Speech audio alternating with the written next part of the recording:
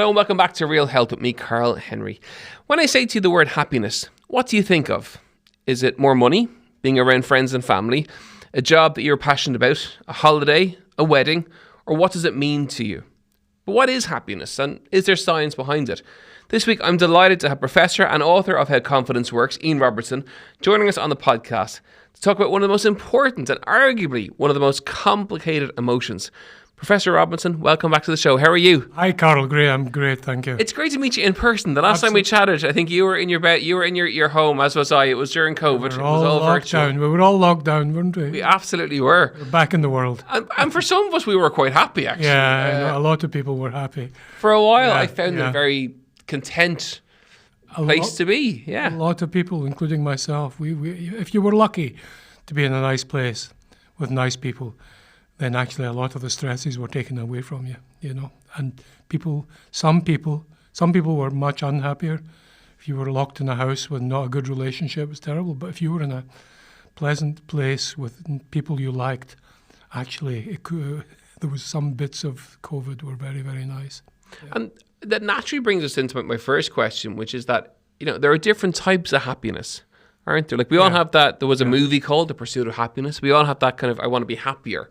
But actually, there are different types of happiness. Yeah, there's two main types. There's what we call hedonic happiness, which is you get your pay rise, you buy the new car, you meet a lovely person. And then there's eudaimonic happiness, which is a sense of having a purpose in life. So it's a sense of knowing where you're going and feeling there's value in what you're doing. And that is... that's a kind of more robust, less transitory kind of happiness. Okay. But the hedonic's not too bad. I quite like pay rises myself. Who doesn't? I was listening to it on the way up on the news. There's some industrial action on the way, looking for more money. But so one type is very much in line with like self-acceptance almost, and we talked about that on the podcast before with different psychologists. That sense of grounding, of the happiness around you, maybe in terms of a family space or a life piece. Yeah. So there's actually what makes us happy mainly is other people, is our relationships. That's the greatest source of happiness. And the other thing is the small pleasures in life and the ability to take satisfaction in the small pleasures. When you look at, you ask people, how happy are you? It's very different from sending them a text in the middle of the day saying, what's your happiness rating from 0 to 100 at this moment? That moment-to-moment happiness ratings aren't tied to things like wealth and status the way the big life evaluation ones are. So actually, and what matters is the moment-to-moment stuff. It's taking pleasure in that cup of coffee, in that conversation, in that joke, in that movie you've just watched, and not kind of constantly striving for something that's bigger or better, particularly if that's about material values. People for whom their values are grounded in material things, money, tend to be unhappier. Okay. So money's, the Bible says the love of money is the root of all evil. It's not money that's the root of all evil, but the love of money. And people who get hooked on material possessions end up more likely to be depressed and more unhappy. You can be very well off, but they're not central to your values, and that doesn't mean that money will make you unhappy. That's for sure. But people who put material things at their heart, and why is that? Well, it's a bit like making drugs at the heart of your happiness. It's people who take cocaine, they get this incredible high in the short term, but then in the long term, it doesn't sustain itself. In fact, it does the opposite. Well, money has similar qualities to cocaine if you make it something you really value and are striving for. And it becomes kind of addictive as well. And in that kind of addictive cycle, you get what's called tolerance. That is, and sometimes people call this the hedonic treadmill, where you need more to get the same effect. And so it becomes an appetite that can't be satisfied. And there's that kind of yearning, that kind of constant. There's something over the horizon. If I just had X, if I just did that, or if I just got there, I'd be happy. And that's a hiding to nothing in terms of happiness. Whereas people who particularly people whose values are not okay, they might be well off, but their central values are not getting that money. They take satisfaction with their job, with their relationships, with their sport, with their community, with their hobbies, with their just the everyday pleasures, with bird watching, I don't know, swimming in the sea. The people who take pleasure in these moment-to-moment small things of life are happier and less likely to be depressed. That's addiction is one of the great enemies of happiness. People who become addicted to alcohol, to drugs, to money, compulsive gambling, for example, they have higher suicide rates, much higher, and that's awful kind of unhappiness. So it's the simple pleasures that deliver the biggest sense of happiness around us. Absolutely, and that's why, Karl, loneliness is as big a health risk as smoking 15 cigarettes a day. And that's why human relationships are so critical. Feeling connected to other people is absolutely essential for our well-being and our happiness. And, that's a challenge because relationships are not easy. Of course. There's challenges to them.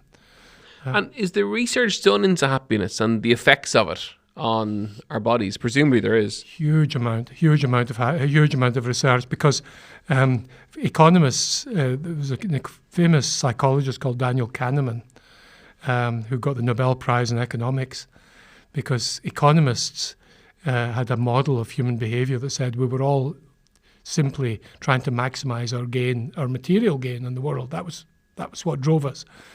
And Kahneman showed that simply wasn't true, that people were not rationally driven in that way. Some people were, but most people are get the sense of happiness does really come from small interactions, from small pleasures, from small achievements, and sometimes big achievements as well. But like you said, it's nice to drive the new car. Yeah, of course it is. You want to be able to drive the new car, being happy being content where you are, as opposed to being miserable and think that you're going to get happy when you get the new car. Exactly, and of course, you get a thrill when you're in the new car. I love new cars, by the way. Yeah. But that thrill doesn't last. No. It doesn't last more than depending who you are. You've driven down the road an hour later, it's kind of gone. Yeah, and that's hedonic. That's hedonic happiness, and that's absolutely fine. But the eudaimonic is you're feeling that the company you're in or the job you're doing is of value, and that it's in accord with your values, and that gives you, it's not a kind of a pay rise or a cocaine or a several pints of beer kind of high, but it's a kind of slow burn, satisfaction in your gut, what I'm doing, and that's eudaimonic happiness. And a sense of purpose is really related to our relationships with other people, because the biggest sense of purpose comes from doing stuff for other people, feeling we're needed by other people, feeling we're useful to other people. And that's why that combination of purpose and relationships, these two things are the real building blocks or foundations for happiness. And does the brain want to be happy? Is it naturally wired to be happy? Or does it seek a bit of both? Or does it seek... It's an interesting question, Karl, because... actually, most of us are slightly over-optimistic given grim statistical reality. And the whole gambling industry is based on this. People waste billions, trillions of euro because they overestimate their likelihood of winning a bet. And that over-optimism, that's like overconfidence. and that's more a male thing than a female thing. That overconfidence, that gets us up in the morning. That makes us start businesses that we wouldn't start otherwise, because most businesses fail. So if we wouldn't start new business if it were strictly rational. So in that sense, yes, there is a tendency for human beings to be over optimistic. So and if you're optimistic, you're slightly more happy as well.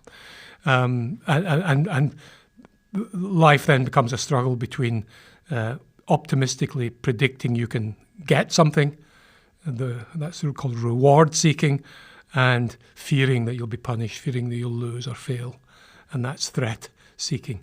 And these two systems guide the balance between these two systems of what determine our happiness in life, essentially. And what about minds that wander?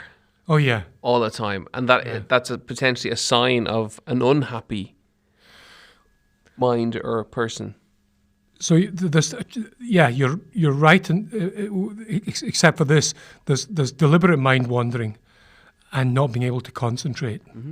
So you're just sitting on your sofa and you're just letting your mind go walk about.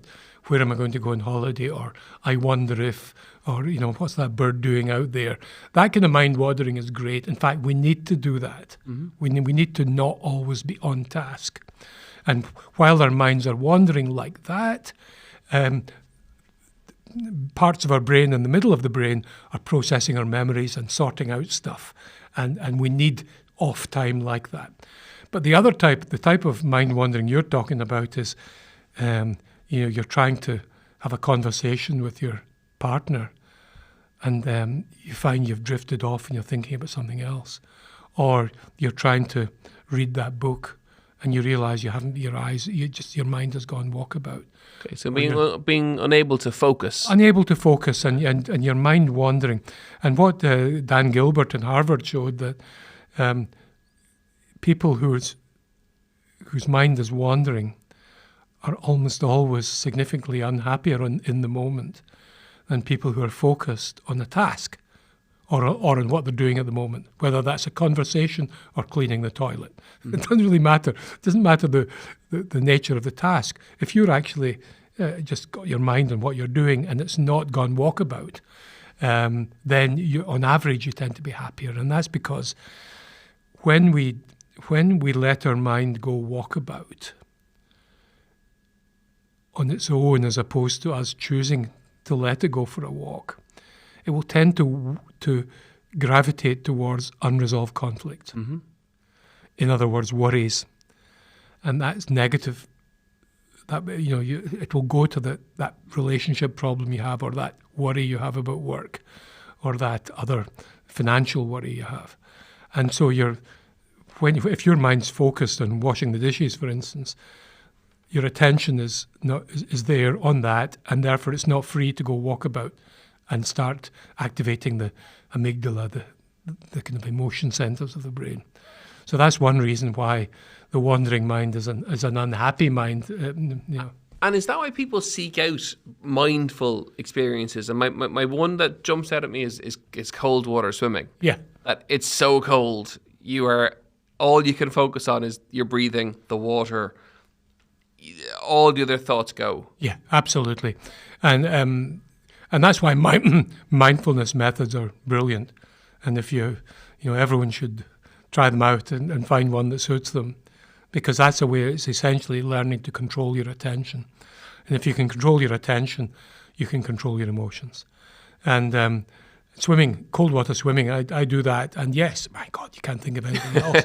and you come out and it's as if, the feeling you have afterwards is partly biochemical in your brain, because among other things, there are endorphins released in response to the pain, but also the noradrenaline in your brain shoots up when you're in cold water. And noradrenaline, that kind of activity in the brain is like a reset button, and it switches your brain off whatever it was ruminating about. So you're absolutely right. It's a great example, yeah. You'll never come out of the water in a bad mood. No, ever. no. Because you feel like you've had it. You can feel that reset. It's almost a physical. Yeah. It's almost a physical transformation as anything else, because you Yeah. feel that sense. Everything just feels better. It does. When you come out. It does. And you never, I say to my son-in-law when we think, oh, well, it's a grey, cold day, and say, well, we go in, and I say, look, you never regret it after you've been in, but you always regret it if you go and you don't go in. And that's absolutely true, because you're changing your brain biochemically. Yeah. What about things that challenge our happiness? And the obvious one in modern day society is social media. I'm going to pick on Instagram as the platform, but it could be TikTok. They're all very, very similar. That when we scroll, we see other things, that we see a lifestyle that we'd like, or a body that we'd like, or a car that we'd like, or we haven't got as many likes on a photograph that we would like. They're challenging our happiness all the time. And there's been a huge increase across the Western world in unhappiness and anxiety and low mood in teenagers. Mm-hmm. And it coincides almost perfectly with the onset of Facebook and the social media. And that's possibly because it's really putting people, you've just captured it perfectly, put people into a competitive mindset. Comparing. Comparison is the death of happiness. And suddenly, look, when I was a kind of spotty teenager, I had a small group of like-minded friends who we didn't know any girls. We never went out to anywhere. We gambled 3-card brag on a Saturday night, but we're happy enough. Mm-hmm. But had we been on Facebook and seen that other people of our age were going to parties, that there were, that was all this stuff going on that we weren't a part of, it would have made us feel like real losers. Yep. It made us feel really bad. So suddenly now people are comparing themselves with the whole world. And if you have a comparative mindset, where you're always comparing yourself in some dimension, looks, money, skills, performance, whatever it is, you're in a hiding to nothing in terms of happiness, because there's always going to be someone in that globe out there with a couple of billion Facebook users. There's always going to be someone better looking, better, richer than you. And that's why social media is a real corrosive of happiness. And how do people handle that then? So what would you say to people? And I'm sure there's lots listening in. I did it myself on the way up on the train today. It put me in a bad mood coming in. I'm rarely in a bad mood, but it did, because I was on Instagram for far too long, and the comparative thing and all of that. What do you say to people then? How do you break that cycle? How do you reduce the impact on your happiness from the obvious thing is less of it, I would imagine. Less of it, really rationing it. And mindfulness is the effects in the brain of mindfulness are really powerful if you can do it, if you have the inclination to practice it. But the other is to work out, who am I? What am I? So our self-esteem is really designed to ward off our fear of our mortality. Mm-hmm. People have huge egos, essentially deep down because they're terrified of death, and they don't want to think about the fact that these egos are temporary. And one antidote to that is affirming your values. I'm a loyal friend. I'm a really honest person. I'm a real professional. I take pride in my job. I'm a real. I just really help my GAA club. I work for other people. These are examples of people affirming their values. Mm-hmm. And if you get people to say, what are my core values? What am I? And to write down a few sentences about that and what they mean to them, you can then show in their brains, if they're then subject to some kind of threats, like comparative threats, they react much less emotionally to it. It's less of a threat to the ego. So grounding yourself in your values and affirming your values, and out of that comes also setting goals for yourself that are your goals. They're not someone else's goals. Okay, there may be that good-looking guy who ran the marathon in 2.5 hours, but that's, and you can feel wanting in respect to that person. But my goal is I want to get fit. Being healthy and fit is one of my values. I'm gonna run that 5K, in Phoenix Park, and I'm going to enjoy it, and I'm going to do it. That's my goal. And setting goals for yourself that are your goals, not someone else's goals, not comparing with someone else. That's a huge source of happiness as well, because achieving small successes actually acts as a mini antidepressant in the brain through its effects on the dopamine system. What about the business of happiness then? What do you make of that? And like manifestation, that there's careers and industries built. We've interviewed lots of people, on the show who have built industries around it too. It's a big market now. Yeah, and manifestation, I believe, means sort of visualizing something that will happen and making it happen. And in the brain, that doesn't really work, because actually we call it fantasy, and fantasy doesn't work on its own, but it does work as an energizer. So you can fantasize saying, I'd love to be doing that job, but you're miles away from it. But then if you then get the kind of excitement of, maybe I could head for that, but then your brain has to go down saying, well, what are the steps towards that? And that's where confidence comes in. Look, I think I can get my leaving cert. I think I can get that college degree. So it's the ignition. It's the ignition. It's getting satisfaction in the process, in the path, and it's enjoying the process, and not being always thinking of some great wealth or Olympic medal or something. These big goals that are so far away, they tend to pull people down rather than get them successful. They do work. They raise your pulse. They activate the emotion centers of the brain, but they only work if you then bring in saying, okay, practically, what am I going to do towards that goal? And get satisfaction from that, I love when we chat. It just makes me happier. There we go. As you'd expect it for an episode on happiness. I'm very much enjoying our conversation, Karl. Yeah. You do have a book out. I know that. Remind us of the name of the book. It's called How Confidence Works, The Science of Self-Belief. Remember, we chatted about that before. We did. So if people want to find out more kind of content from you, they can pick up your book. Are you on Instagram yet? I'm on Twitter. I'm a dinosaur. I'm on Twitter and LinkedIn. I'll have to get on Instagram. I'll follow you on LinkedIn. How about that? Yeah. That's it for another episode of Real Health with me, Karl Henry. We're delighted to have Professor Ian Robertson in on today's show. And you know where we are, at Karl Henry PT on Instagram, realhealth@independent.ie. And we'll see you next week for more Real Health.